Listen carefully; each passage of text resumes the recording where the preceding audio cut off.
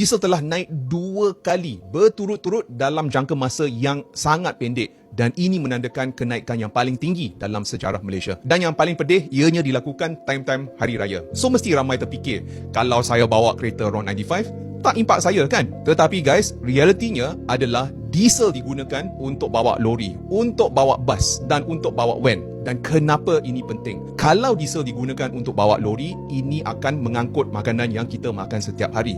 Selain daripada itu, kalau diesel digunakan untuk bas, ianya akan impak tambang untuk sekolah anak kita. Dan selain daripada itu, kalau diesel digunakan untuk van, setiap kali kalau kita beli apa-apa dari online, ada kemungkinan kos akan naik. So, apa yang akan berlaku adalah inflasi. Dan jika inflasi berlaku, pada masa sama, kalau gaji kita tak naik setara dengan inflasi, ini bermakna wang kita makin lama, makin susut nilai. Tetapi apa solusinya? Apa yang kita boleh buat? Kalau boleh, dari hari ini kita kena lebih peka dan kita kena lebih cekap dari segi pengurusan wang. Dan jika you guys nak belajar, saya telah tulis buku ini.